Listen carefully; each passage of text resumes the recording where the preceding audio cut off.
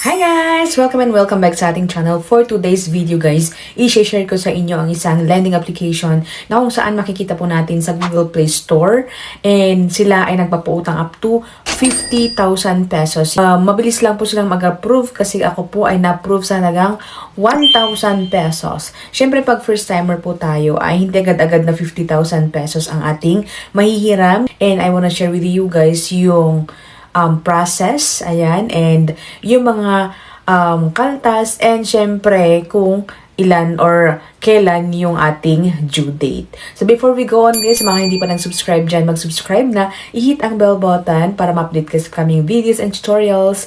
Kasi gumagawa po tayo ng mga videos, mga tutorials, or mga reviews, or mga tips about sa mga utangan.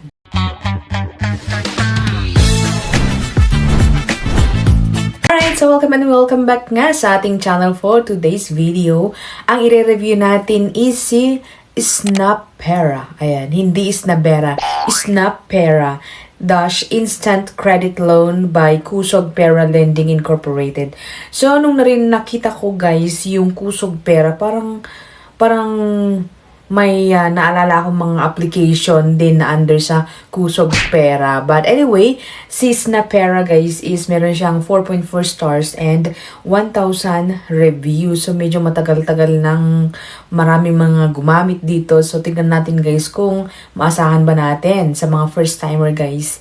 Syempre para naman at least ma-share natin. Ayan. And ayon sa kanilang ads guys, highly meets a fast approval, easy payout, pay in installment. So, yun po ang gustong-gusto natin guys. Pero tingnan natin kung installment ba talaga ang lending application na ito.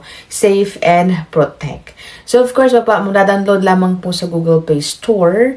And pagka-download guys is hihingi agad sila ng permission sa ating SMS, sa ating contacts, device, information, lahat na sa ating phone. After ng mga permission guys, mapakita na kung magkano ang pwedeng utangin, which is 50,000 pesos guys.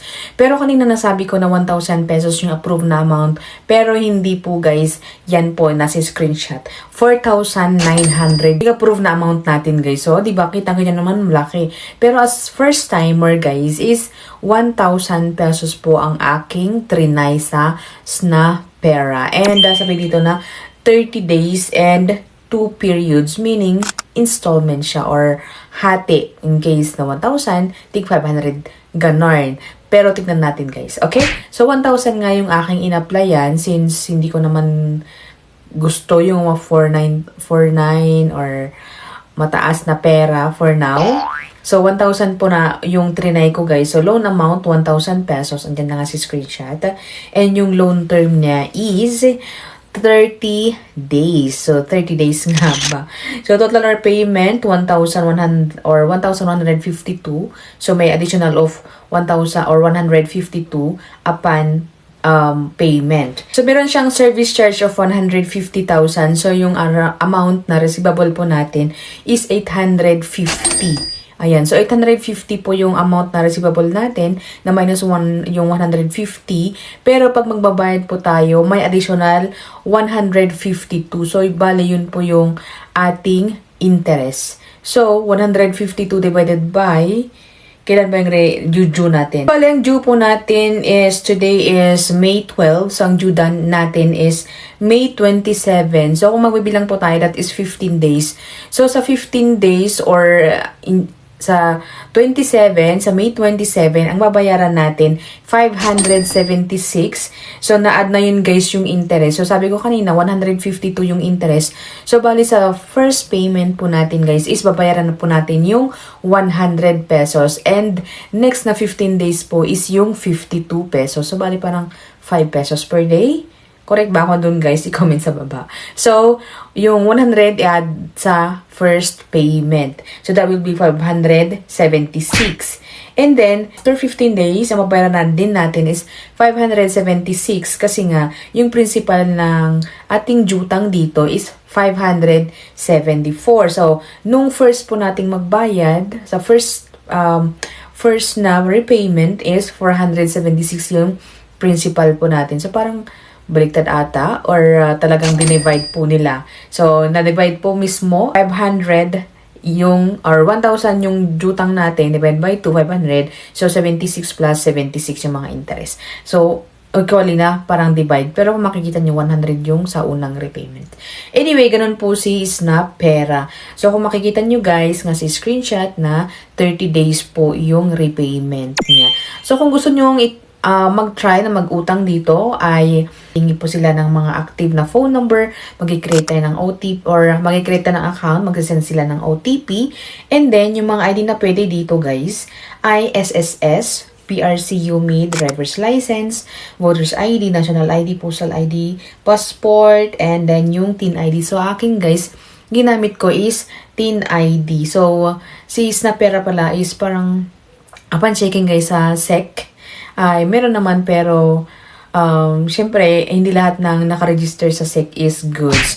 So, kaya guys, kung gusto nyo din silang subukan or hindi, at least pinakita ko yung computation dyan. Anyway, ayun na nga at ginamit ko ang aking TIN ID, and of course, ay may pa-selfie sila.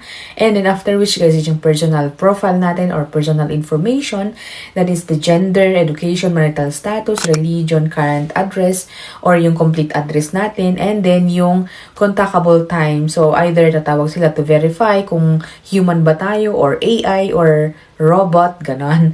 And then employment information, that is the job in type, years of service, and then monthly income. Pero mga optional yun guys, pero it's up to you kung ilalagay nyo din. Kasi minsan yung mga ganitong utangan guys is parang plus or parang plus points. Yung mga naglalagay po tayo mga optional dito. Pero for me, hindi ko na lang nilagay kasi nga optional siya. Next one is yung bank information na or yung withdrawal channel. So, pwede sa kanila ang e-wallet and yung bank card. So, sa akin guys, is GCash na lang po yung aking ginamit. And then, contact information or contact references. Sila nangangailangan sila ng 4. So, medyo madami guys.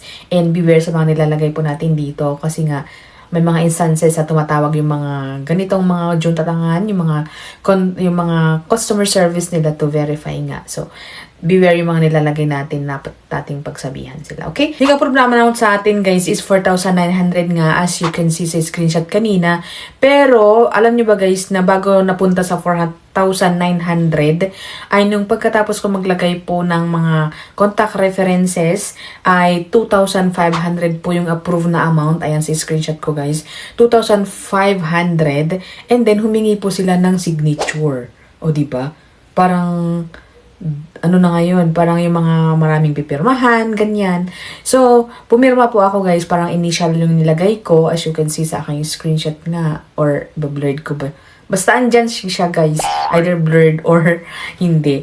So, pagka-click ko po guys ng apply loan, ay magpapasignature sila, and then, ay na nga at presto at nagbago yung amount, naging 4,900, pero for that is 2,500.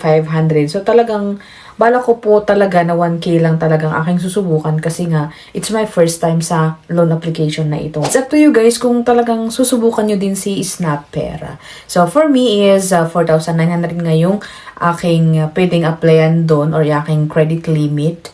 Pero 1,000 po ang aking in-applyan. So, that's it my video for today. Ayan po si Snap Pera. And nasa inyong kamay guys, hindi po ako nang aakit na mang-utang po kayo.